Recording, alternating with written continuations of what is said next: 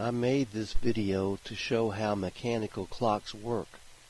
This type of clock dates back to the 1700s, with constant improvements being made through the centuries. Clockmakers refer to the movement of gears and levers in any type of clock as a movement because everything moves.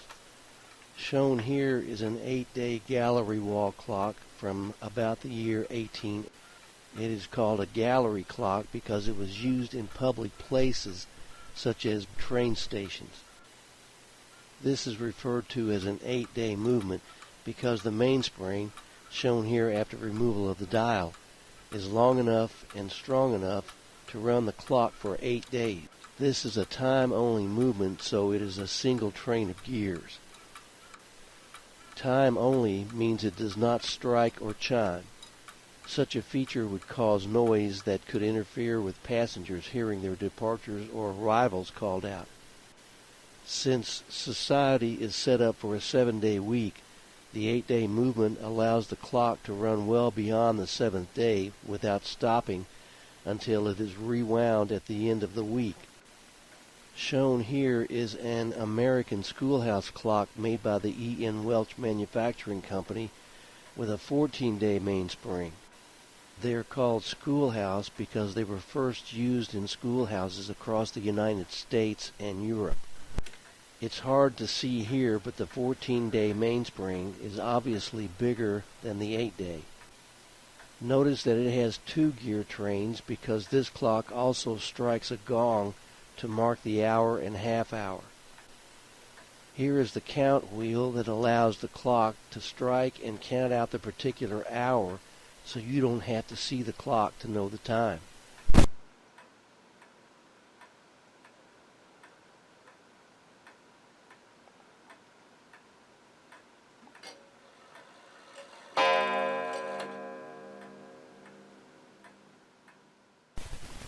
Shown here is a Japanese wall clock, a copy of an American schoolhouse type with a 31-day mainspring. Korean and Japanese clocks are designed to run for 31 days. This is also a calendar clock, which may have been used in banks or other businesses where they often needed to know the date. This clock also strikes the hour, and so it also has 2 gear trains.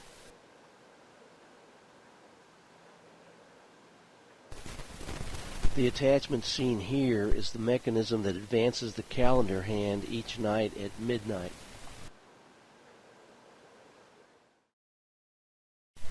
A word of caution is needed here.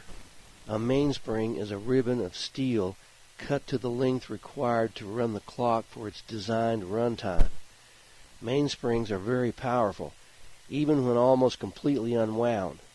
Do not attempt to take a clock apart unless you have been trained to do so. If the power has not been completely removed from the springs, the clock movement will literally explode as the spring is suddenly freed, releasing the considerable potential energy stored in the spring, changing to kinetic energy and sending parts across the room and most likely seriously injure the curious.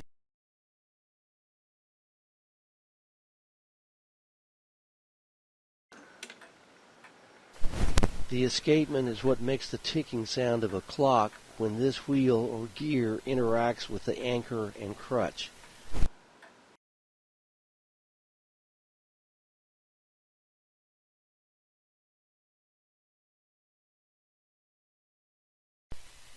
The suspension spring is what holds and supports the pendulum to the movement and is a short piece of steel allowing for flexing in both directions to accommodate the pendulum movement back and forth. The pendulum is the part of the clock that regulates how fast the clock runs. The length of the pendulum rod will depend on the tooth count of the gears in the movement. The rods can vary in length from a few inches with very small, lightweight pendulums in novelty clocks to a few feet long with heavy pendulum bobs in grandfather clocks and tower clocks. There will be a rating nut on the bottom of the pendulum to make very small changes in the rate the clock runs. Typically, there is no set weight for a pendulum, but there is a practical limit based on the movement. The movement must be able to support the weight of the bob. A course in a 200-level calculus-based physics class will have a lecture explaining why the weight of the bob doesn't matter. It is beyond the scope of this video to go into that here. Alternative to the pendulum is the hairspring escapement. It works in the same way as a watch. It was designed to be used in timepieces that travel in vehicles, because pendulum clocks won't run in a moving vehicle. Another 8-day clock is the cuckoo clock, and it's a favorite among collectors. Of course, you don't have to be a collector to have one in your home and enjoy it. Seen here is one that has several things going on when it strikes the hour.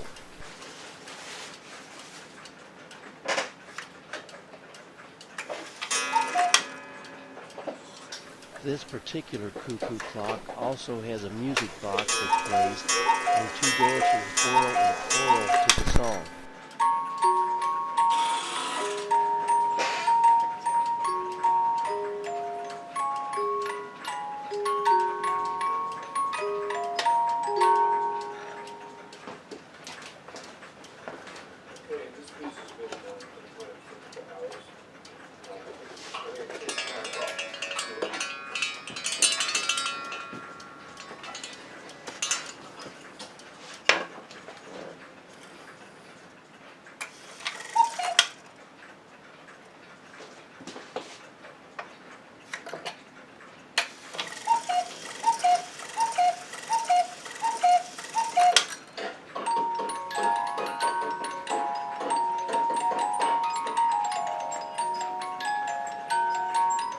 These clocks are fun to watch. They are quite novel, and there are many different themes. These clocks are a bit more complicated than the standard 8-day clock. There are many lifting levers to activate the cuckoo bellows, the music box, and the door for the little bird that usually comes out on the hour.